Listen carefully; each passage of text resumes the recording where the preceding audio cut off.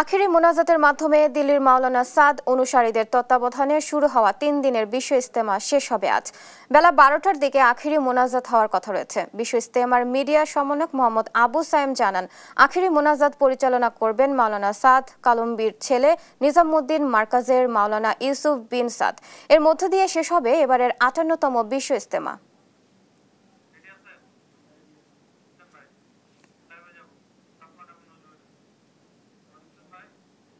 আসলে এখানে একটাই উদ্দেশ্য আসি আমরা, সেটা হলো আল্লাহ তাআলাকে খুশি করার জন্য, দিন শিক্ষা করার জন্য এবং দিন প্রত্যেকটা মানুষ যেন দিনদার হয়ে যায়, আল্লাহমুখী হয়ে যায়। অনেক মানুষ আছে বয়স হয়ে গেছে কিন্তু সে কলেমা সহি শুদ্ধভাবে পড়তে পারে না, দাওয়াত দিতে পারে না, মানুষের সাথে কিভাবে চলবো ভালোভাবে কথা বলতে পারে না। এই জন্য আমাকে এই বয়ান যেই বয়ান দিতেছে মৌলানা সাদ সাহেবের ছেলে, সেই বয়ান আমরা শুনতেছি এবং খুবই ভালো লাগতেছে। টঙ্গীর তিরাক তুর থেকে আরো জানাতে সরাসরি যুক্ত হচ্ছেন সহকর্মী আলিমুজ্জামান সাফওয়ান ও নজরুল ইসলাম। প্রথমে যাচ্ছি সাফওয়ানের কাছে। সাফওয়ান, ইজতেমা ময়দানের মুসল্লিদের ভিড় কেমন দেখছেন?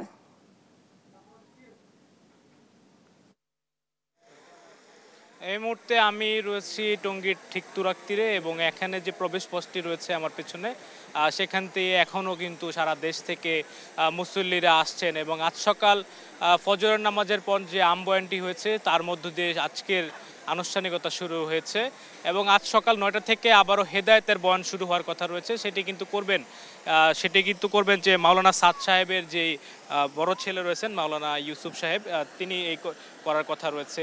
এছাড়া আইন শৃঙ্খলা পরিস্থিতি সেটি কিন্তু সর্বোচ্চ যেটি নেওয়া হয়েছে গাজীপুর মেট্রোপলিটন পুলিশের পক্ষ থেকে এবং শুধুমাত্র এই প্রবেশ পথটি নয়, এছাড়া অন্য যেসব প্রবেশ পথগুলো রয়েছে সবগুলোতে আমরা গিয়ে দেখেছি।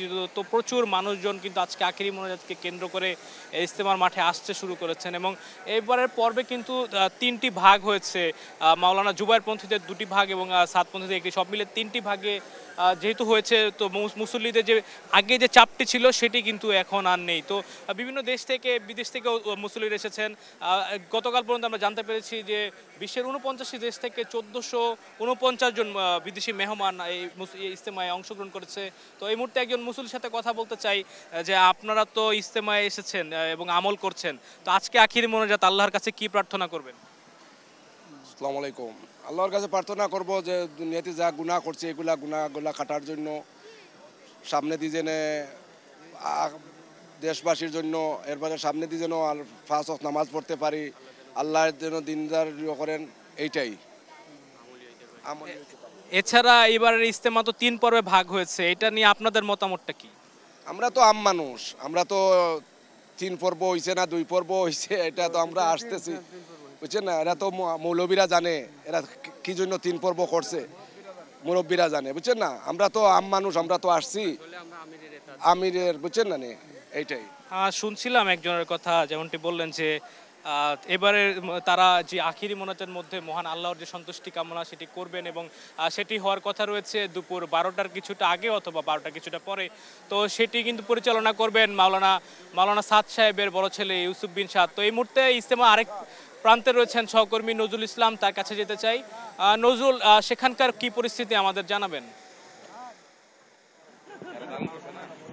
শাবান, আপনি যেমনটা বলছিলেন, আপনি জানেন যে আজকে কিন্তু তুরাক তীরে কিন্তু আশপাশের যে জেলার লোকগুলো রয়েছে তারা কিন্তু আখেরি মোনাজাতে শরীক হওয়ার জন্য ইতিমধ্যে আমরা দেখেছি যে বাসে এবং ট্রাকে বিভিন্নভাবে কিন্তু আসতে শুরু করেছেন ময়দানের দিকে। অর্থাৎ আজকে কিন্তু আখেরি মোনাজাতের মধ্য দিয়ে 58তম বিশ্ব ইজতেমার 3য় পর্ব আজ অনুষ্ঠিত হচ্ছে। এটা কিন্তু আনুষ্ঠানিকভাবে পরিসমাপ্তি ঘটবে। এই উপলক্ষে কিন্তু আজকে আমরা দেখতে পেয়েছি যে বিভিন্নভাবে কিন্তু যে ধর্মপ্রাণ মুসল্লিরা কিন্তু তুরাক পারে কিন্তু সমবেত হচ্ছেন এবং আখেরি মোনাজাতে শরীক হওয়ার জন্য। এর জন্য কিন্তু সাধারণ মুসল্লিরা যাতে নির্বিঘ্নে বাড়ি যেতে পারে এবং এর জন্য কিন্তু প্রশাসনের পক্ষ থেকে নানান ধরনের উদ্যোগ নেওয়া হয়েছে।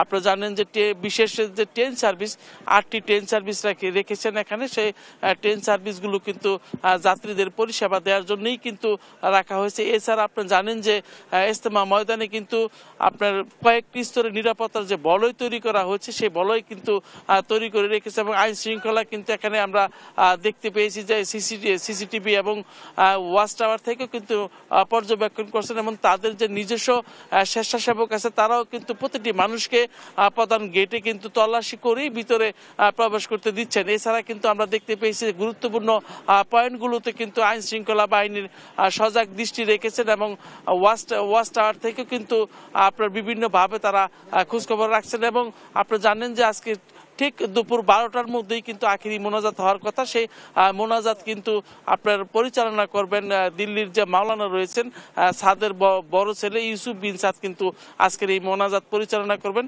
তো আপনার সবকিছু মিলে কিন্তু চমৎকার একটি পরিবেশ কিন্তু ইজতেমা ময়দানে বিরাজ করতেছে এবং এখানে কিন্তু যে পরিবেশ তাতে কিন্তু মুসল্লিরা কিন্তু সন্তুষ্টি প্রকাশ করেছেন, এরকমটাই কিন্তু সবাই জানাচ্ছিলেন।